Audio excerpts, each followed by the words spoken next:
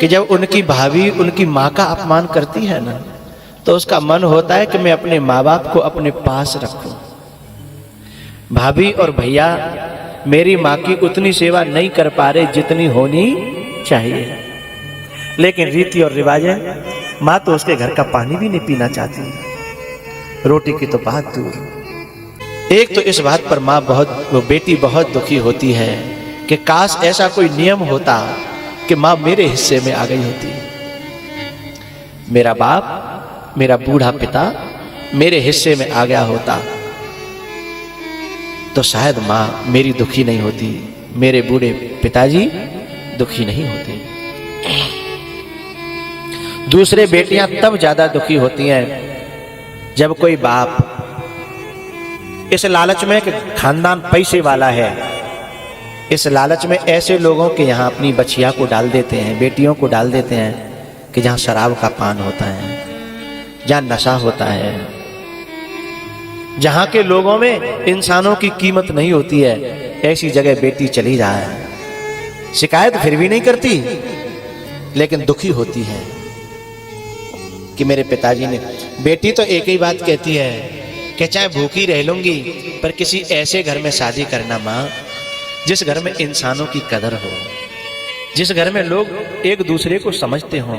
मुझे कोठी नहीं चाहिए, मुझे बंगला नहीं चाहिए, गाड़ी नहीं चाहिए, पर हाँ एक चीज, प्यार हो जिस घर में, जिस खानदान में प्यार हो। है पता है बड़े बड़े घर होते हैं, बड़ी बड़ी बिल्डिंगें, बड़े बड़े मकान, पर एक दूसरे से बोल ही नहीं रहे, तो क्या वो घर है? वो तो जेल है। भले ही झोपड़ी हो, अचार से रोटी खा लेते हो और एक दूसरे से प्यार करते हो, वो झोपड़ी बैकुंठ से भी ज्यादा अच्छी होती है, जहां प्रेम होता है। बहू सास के प्रति मरी जा रही है, सास बहू के प्रति मरी जा रही है, भले ही झोपड़ी हो, अखरेगी नहीं, पता ही नहीं चलेगा साहब। मैं तो खुद अपनी बात आपको बता रहा हूं। कभी कभी बड़े बड़े महलों में जहां आपस में कलेश है, भले ही वो कितने पकवान बना के लावे, मुझे अच्छे नहीं लगते। और जिस घर में बहुत मोहब्बत हो, बहुत आपस में प्यार हो, फिर भले ही रोटी अचार से हो, सब्जी हो या न हो, दाल हो या न हो, चुपड़ी हो या न हो, उसमें आनंद ही अलग आता है। सब भाव से भरे हैं, प्रेम से भरे हैं, जिनकी आंखें साधुओं को देख करके डबडबा जाती हैं। सानंदम सदनम सुताश्च सुधिया कांता प्रियवादिनी। सानंदम सदनम सुताश्च सुधिया कांता प्रियवादिनी।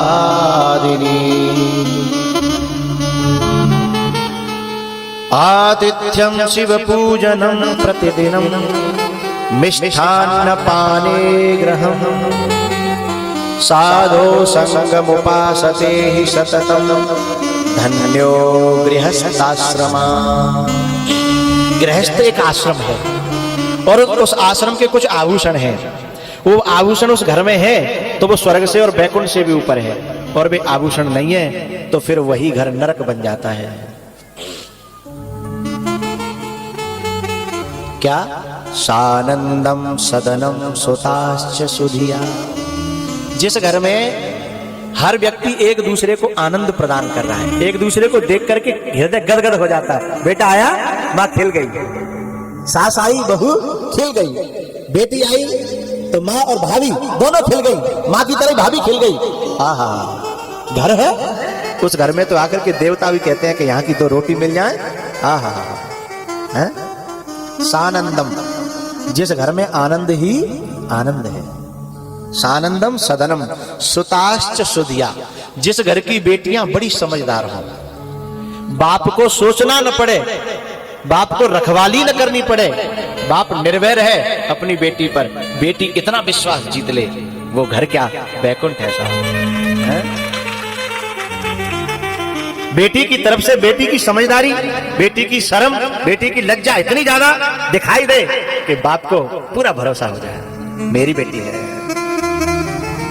सानंदम सदनम सुताश्च सुधिया कांता प्रियवादिनी। जिस घर में नारी बुरे दिनों में भी भले दिनों में भी पति के क्रुद्ध होने पर भी चिड़चिड़ा होने पर भी हमेशा अपनी वाणी से मधुरता का ही व्यवहार करती हो, कांता प्रियवादिनी। उसकी वाणी से कभी जहर न निकले, उसकी वाणी से कभी बाण न निकले, उसकी वाणी से हमेशा मिठास ही निकले है। ऐसा घर, आहा हा। उस घर में देवता भी लक्ष्मी भी आने के लिए व्याकुल रहते हैं, बुलाने नहीं पड़ते, आने के लिए व्याकुल रहते हैं।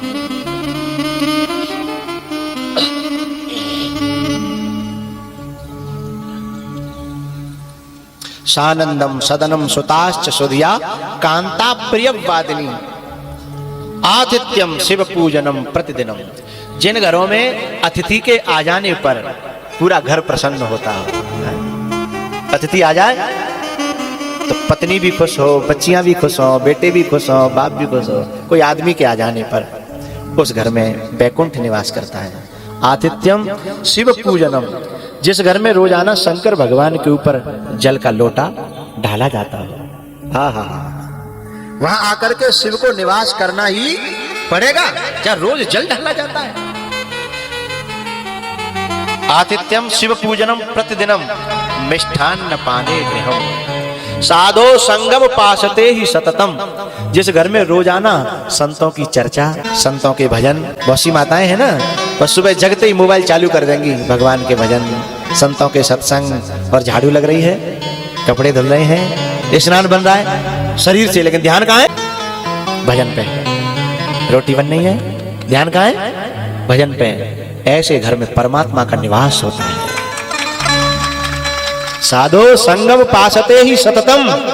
फिर ये ग्रंथकार कहते हैं धन्यो गृहस्थाश्रम।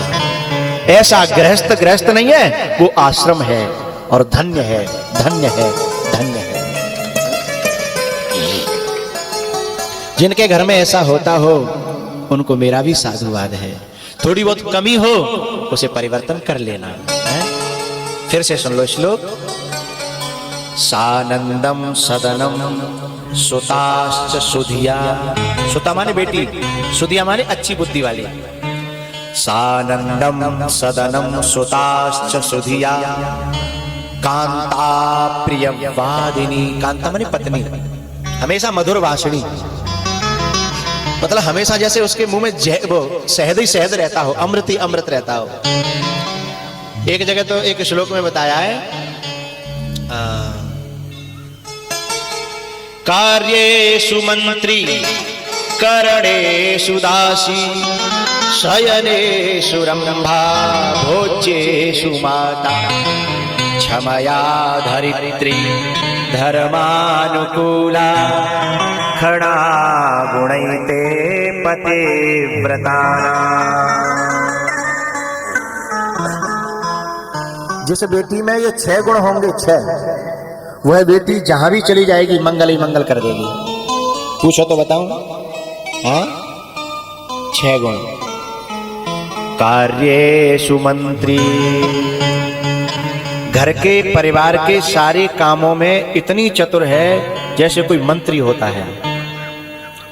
बहुत सी बेटियां इतनी समझदार होती हैं कि घर वाले पूरा चार्ज ही उसे सौंप देते हैं, उस वही लेन देन करती है, वही सब रखती है। जब भी कोई बाहर का आदमी कुछ लेन देन, अरे बेटा जरा लाना, वही पैसे निकाल के लाएगी, वही हिसाब किताब करेगी, इतनी मंत्री की तरह। और कोई बात पड़ती है, समझदारी है तो सलाह तो देगी, लेकिन कभी जिद नहीं करेगी कि मेरी बात मानो। कार्येषु मंत्री करणेषु दासी। और घर की सेवा करने में दासी के समान सेवा तो करेगी, लेकिन अहंकार नहीं करेगी कि मैंने ये किया, मैंने गिनाएगी नहीं कि मैंने इतने काम कर दिए। ना ना, अच्छी बेटी के लक्षण बता रहा हूं। कार्येषु मंत्री करणेषु दासी। 2 हो गए। शयनेषु रंभा, अपने पति को संतुष्ट रखने वाली। और भोज्येषु माता, भोजन बनाते समय और कराते समय पूरे परिवार को ऐसे लेके चलती है सब मेरे बच्चे हैं। बड़े बूढ़े भी बच्चे हैं, छोटे भी बच्चे हैं, और बराबर के भी मेरे ही बच्चे हैं। क्योंकि माँ बन जाती है ना तो ही अच्छी तरह से सबकी सेवा कर पाई, क्योंकि माँ जैसी सेवा कोई कर ही नहीं सकता। देवरानी बन जाएगी तो सेवा नहीं कर पाएगी, जेठानी बन जाएगी तो सेवा नहीं कर पाएगी, है ना। तो सबकी माँ, सबको बेटा समान सेवा करने वाले। 4 हो गए। कार्येषु मंत्री, कर्णेषु दासी, शयनेषु रंभा, भोज्येषु माता। 5वां है क्षमया धरित्री। क्षमा करने में धरती के समान, धरती के बराबर कोई क्षमा नहीं कर सकता। ऐसा कौन सा अन्याय है जो हम लोग धरती के ऊपर नहीं करते। कितने गहरे गहरे 200-200 फीट छेद कर देते हैं पानी निकालने के लिए, नाराज नहीं होती है। इसी पे हल चलाते हैं, नाराज नहीं होती। इसी पे कुटाई पिटाई करते हैं लोहे लंगड़ की, नाराज नहीं होती। हाँ, इसी पे मलमूत्र का त्याग करते हैं, नाराज नहीं होती। ऐसे ही जो बेटी, जो कन्या जहां भी जाए उस स्वभाव को अपना ले कि मेरे ऊपर सब होगा, लेकिन मुझे किसी से नाराज नहीं होना, मुझे सेवा ही करना है। तो क्षमया धरित्री, धरती के समान क्षमा वाली जो होगी।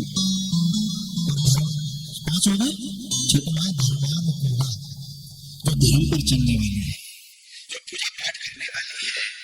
और पता है, वैसे तो भारत की बात में भारत का ये नियम है कि भारत में पुरुष शादी से पहले जानता ही नहीं है पूजा पाठ क्या होता है। फिर जब वो पूजा पाठ वहां मायके में करती है, यहाँ भी करती है, और धीमे धीमे आदमी को सिखा लेती है कि तुम चलो हमारे संग।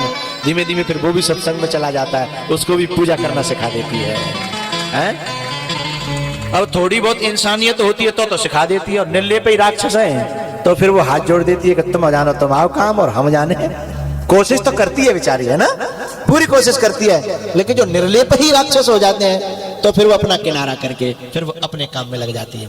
लेकिन वो खुद नहीं मान पाती, रुक नहीं पाती अपने आप को, क्योंकि उसके रग रग में भरी है साधना, पूजा, धर्म।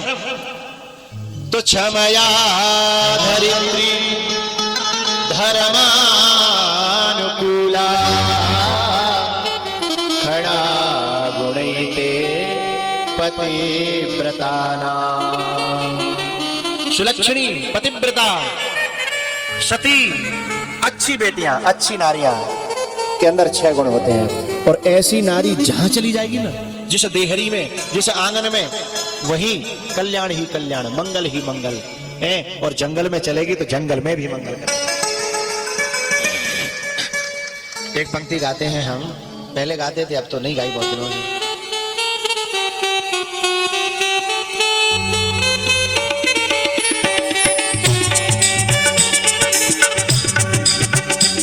वह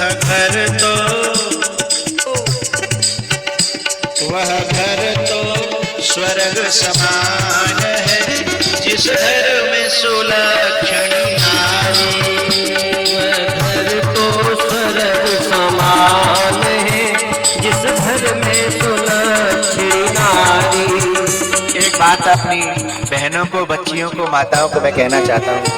एक गलती करती हैं बहुएं और बेटियां, क्या अपनों को इग्नोर करती हैं और गैरों को इम्प्रेस करती हैं। अपनों को इग्नोर और गैरों को इम्प्रेस करती हैं। ये गलती जो करेगी वो कभी सुखी नहीं रहेगी। अपनी सास, अपनी देवरानी, अपनी जेठानी, अपनी ननद, अपना आदमी, अपना ससुर, इनको इग्नोर करती हैं, उपेक्षा है, और अड़ोसी पड़ोसियों को इम्प्रेस करने में लगी रहती हैं। करना क्या है? दुनिया को इग्नोर करना है और अपनों को इम्प्रेस करना है। बात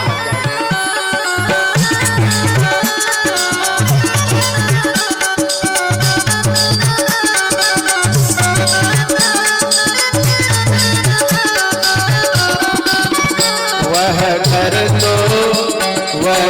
तो स्वर्ग समान है, जिस घर में सुशीला नारी। वह घर तो स्वर्ग समान, जिस घर में सुशीला नारी।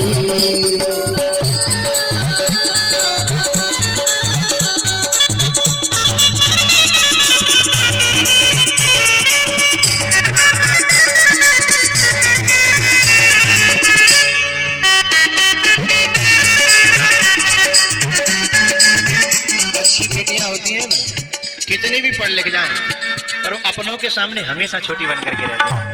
कभी कभी लोग कहते हैं तू इतनी पढ़ी लिखी होकर के ऐसे क्यों रहती है, इतनी विनम्रता से, तो कहती है बाबा पढ़ाई अपनी जगह है और व्यवहार अपनी जगह है? अच्छी बच्चियों के लक्षण है ये। और जो ज्यादा अच्छी नहीं होती वो नेक पढ़ लिख जाए, फिर न माँ को गिने न बाप को गिने, और आदमी को तो गिनती ही नहीं है?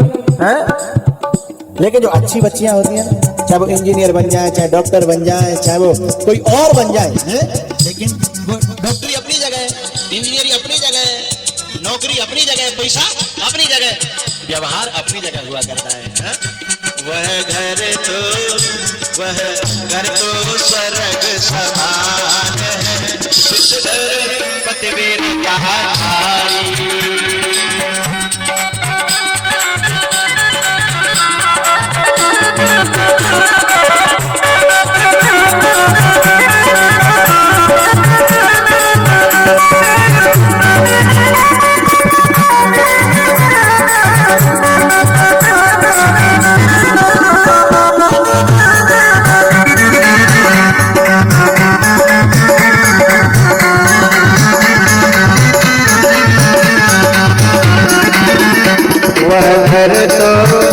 वह घर कुंठ समान है, जिस घर में सुशीला आए।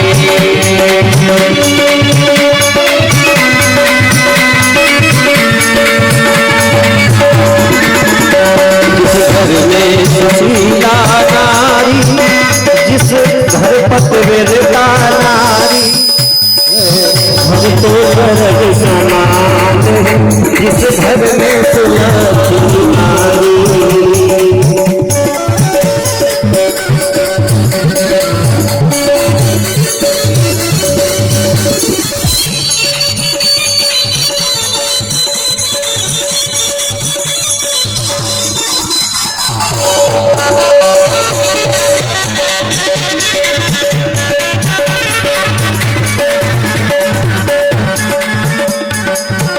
एक बार भाव से तालियां बजाएंगे।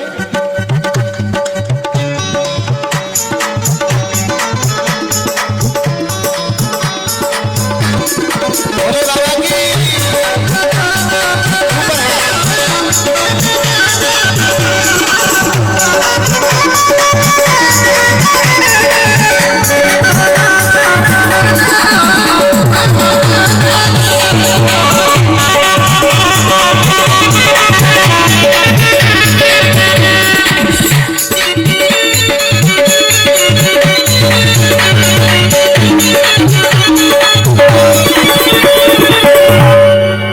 वह घर तो स्वर्ग समान है, जिस घर में सुलक्षणी नारी।